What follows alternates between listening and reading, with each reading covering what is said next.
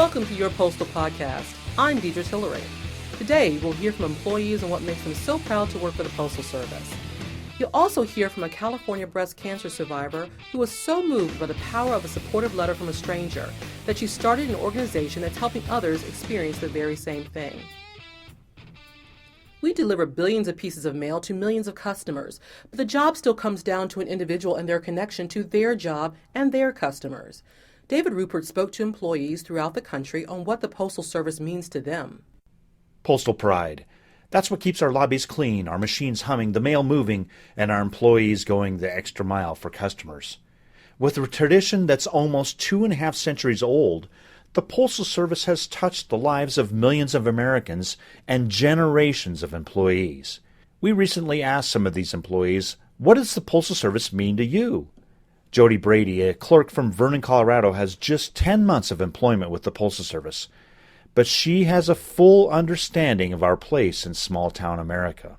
To fly your flag, you get to meet the people. You're helping a little town stay together and stay connected. It might sound a little corny, but to me, the U.S. Postal Service, we've had it for so long, it's like apple pie and baseball. Lonnie Brown, a clerk in Carlin, Nevada, also shares in the pride of the service. And it's also been a source of stability for his family. It's always meant pride. It stands for the symbolism of America, and everybody depends on us delivering their mail to them, and it's just been, security for me and my family, and I love everything about it. For Cherryvale, Kansas city carrier John Broughton, the Postal Service has a deep family connection. 2 of his sisters are also employees, but they have a bond that goes back a generation. He and his siblings are all products of a romance brought about because of the mail. Started with a first-class letter. When she was looking at the Detroit paper, she saw this, picked my dad's name out of the list of all these GIs at Camp Thomas, Indiana, and picked him to write to, and she essentially told him she was single and over 21, and they wrote to each other all during World War II. My dad came home, and they got married in March of 1946. For PTF clerk Deanna Eliason from Marsing, Idaho, her postal pride started when she was a military brat. That was the way we kept in contact with people. And to get a letter from the States was the biggest thrill of my life, especially when it had my name on it. And now she's helping military members connect with their loved ones as an employee. Being that I'm on this side now, I'm helping them get their mail to their loved ones, and knowing that those people on the other end are going to be feeling the same way I felt, getting something from home. She relishes it when her customers interact with her outside the post office. People will recognize me, and they go, I know you from somewhere. Where is it? Because I'm not in uniform. But they talk to me, and they'll sometimes thank me. I've become friends with some of these people. After 23 years, she still holds her head up high. Postal proud. I do take pride in what I do, and I love my job. And I love it just as much from the day that I started to this day now.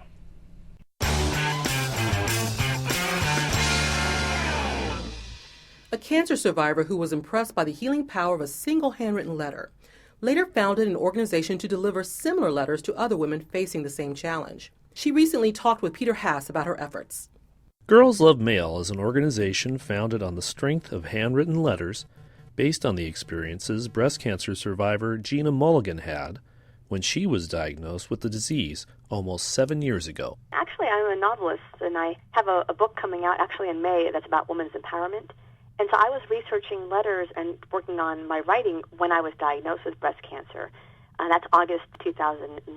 I was just working on letters and researching letters, and suddenly I was patient, and I started getting mail. And it really wasn't until I actually started receiving letters in the mail. I received over 200 cards and notes from people, mostly that I didn't know. They were kind of friends of friends who heard about my situation. And that's when I realized that we've kind of forgotten, in all the text messaging and emailing, we've forgotten how important it is to get something that's handwritten, how truly healing and tangible they are. So once I got through treatment, and I really wanted to kind of pay it forward, and I met so many women who really didn't have any support, and they weren't getting any letters, which I knew. So I thought, well, I want to do something and pay this forward. So fast forward to August 2011, and that's when the program started. And we just began with writing letters at the kitchen table, and fairly quickly it took on a life of its own. By the end of that first year, we had over 3,000 letters. Mulligan said letters come from volunteers who send notes or cards of encouragement individually or as members of groups. In 2015, volunteers sent more than 21,000 letters, which were distributed to breast cancer treatment centers across the country. Well, how it works basically is letter writers send the mail to us. We're based in Folsom, California, and so we get individual letters or letters in a big box from different groups who run programs. We actually do read all the letters. They go in our special Girls Love Mail envelope, and then we send bundles of those envelopes to the breast cancer centers and programs that then hand them out. So because of patient confidentiality, we can't actually mail individual letters to patients. We don't have names and addresses.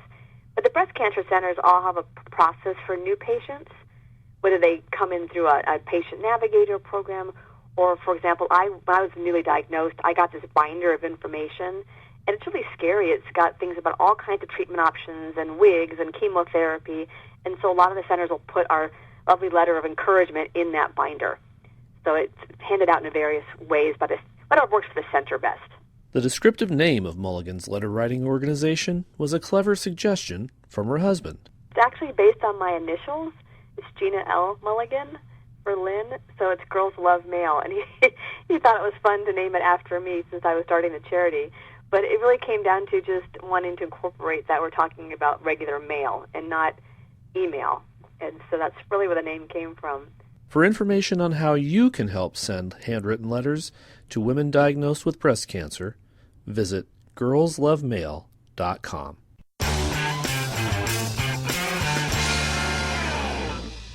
In Postal Service news, the 2016 stamp program was recently previewed. The lineup of subjects is diverse as always, but there's also a bit of an extraterrestrial theme. 2016 marks the 50th anniversary of the premiere of the seminal television series Star Trek. Fans of the series are sure to enjoy the new Star Trek Forever stamps, showcasing 4 digital illustrations inspired by classic elements of the television program. The words, Space, the Final Frontier, from Captain Kirk's famous voiceover, appears beneath the stamps against a background of stars. Other 2016 stamp issues feature the moon, some visually compelling views of our planets, and the New Horizons journey to Pluto and beyond. Closer to Earth, there's something for everyone, including Hollywood legend Shirley Temple and the music icon Sarah Vaughan. On February 2nd, preacher, activist, and civic leader Richard Allen will be honored as the latest member of the popular Black Heritage series. Learn more about all the 2016 stamp issues at about.usps.com. Thank you for listening to this edition of Your Postal Podcast. And a reminder, we love hearing from you. Please email your comments or story suggestions to us at yourpostalpodcast@usps.com. And please visit our archives to listen to previous editions at yourpostalpodcast.com. Your Postal Podcast is a production of USPS Western Area Corporate Communications. Copyright 2016, United States Postal Service. All rights reserved.